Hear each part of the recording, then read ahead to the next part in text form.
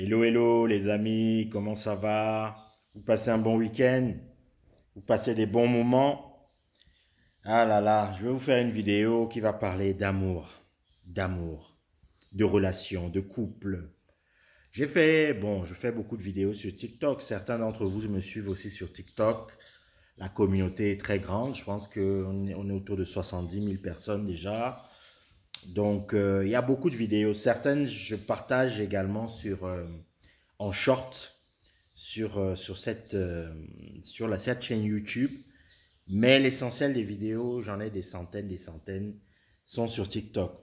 Je vais revenir sur une vidéo que j'ai faite, que j'ai même partagée sur cette chaîne, sur les 4 phases de la femme amoureuse avant de te quitter. Bon, avant ça, abonnez-vous à la chaîne, partagez, commentez, partagez. Si le sujet même ne vous intéresse pas, n'hésitez pas à partager auprès d'un proche, de quelqu'un que ça pourrait vraiment intéresser. Parce qu'on parle vraiment de tout ici. Et le développement personnel se fait au niveau business, se fait également au niveau personnel, au niveau spirituel, à tous les niveaux. Voilà. Bon.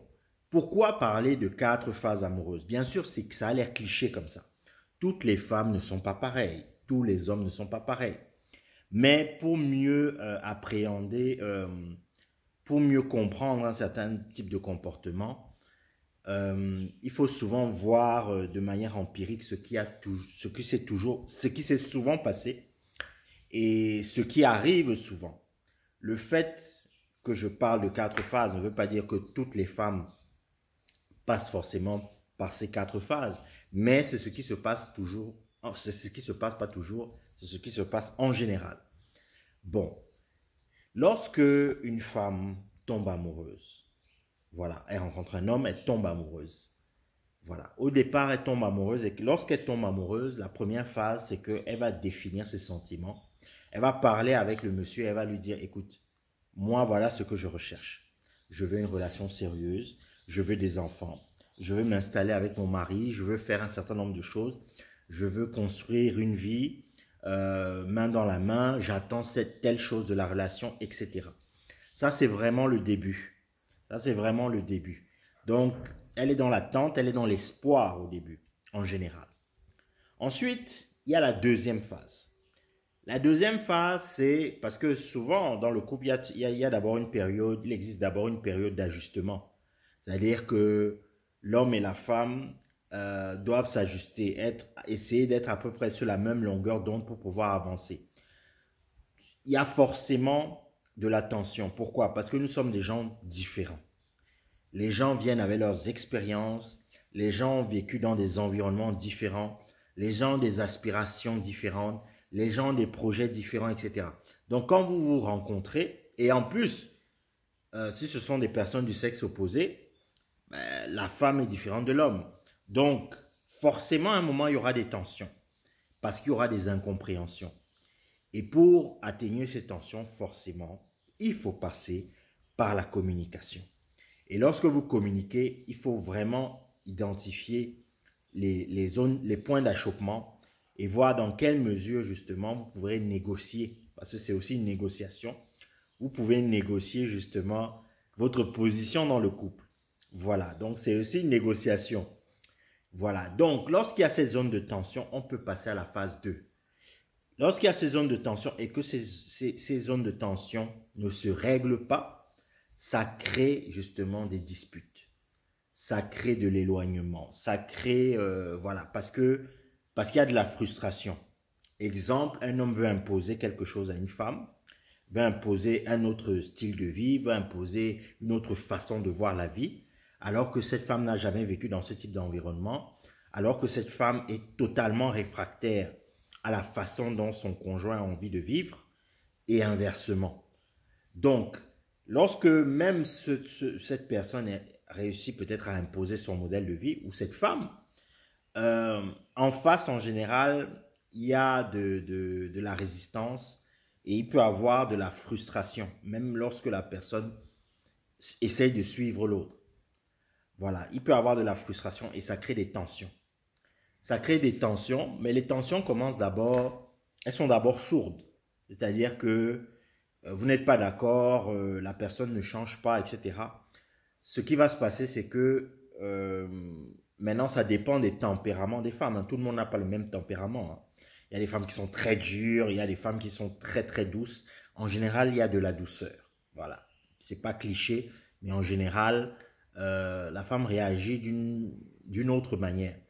C'est-à-dire qu'elle va elle va en parler à ses amis, elle va leur exprimer sa frustration. Lorsque les choses ne vont pas changer, peut-être qu'elle va pleurer même en cachette. Elle ne va pas comprendre. Pourquoi? Parce en phase 1, elle a mis beaucoup d'espoir dans cette relation. Elle a mis beaucoup d'espoir. Elle aime vraiment cette personne. Et elle est blessée. Par moments, elle est blessée. Bon, à quel moment on passe à la phase 3? On passe à la phase 3 lorsque justement les conflits persistent. Les incompréhensions persistent. La phase 3, c'est une phase qui est beaucoup plus hard, on va dire. C'est-à-dire que, et je le répète, ça dépend du tempérament des gens, de chaque personne, de chaque individu. Là, dans la phase 3, les disputes peut-être seront plus violentes, les actions plus violentes, il y aura peut-être plus de possessivité, il y aura peut-être une jalousie maladive, il y aura peut-être des assiettes qui se cassent dans la maison, il y aura peut-être des bagarres. Stop à la violence, hein, des deux côtés, hein. Donc, il y aura peut-être un certain nombre de choses comme ça qui vont arriver. Mais en réalité, c'est un cri de détresse de l'un ou l'autre dans le couple. Et là, on parle de la femme, c'est un cri de détresse qui est de plus en plus fort. C'est en fait une façon de crier et de dire que, mais mon gars, ça ne va pas. J'essaye de te réveiller, de te dire que moi, ça ne va pas. Et j'essaye de crier, je m'énerve sur toi parce que on ne se comprend pas. Donc, c'est une frustration encore plus grande que cette femme va avoir. Donc, c'est cette phase 3. Maintenant, lorsqu'on arrive à la phase 4, la phase 4, en fait, c'est que on prend souvent du temps avant d'arriver à la phase 4. Ça veut dire que la femme est arrivée à un niveau de frustration et même, je ne vais pas dire de désespoir, que elle jette l'éponge. Quand elle dit elle jette l'éponge, c'est-à-dire qu'elle ne réagit même plus au comportement de l'homme en question. Elle ne réagit plus, elle devient insensible.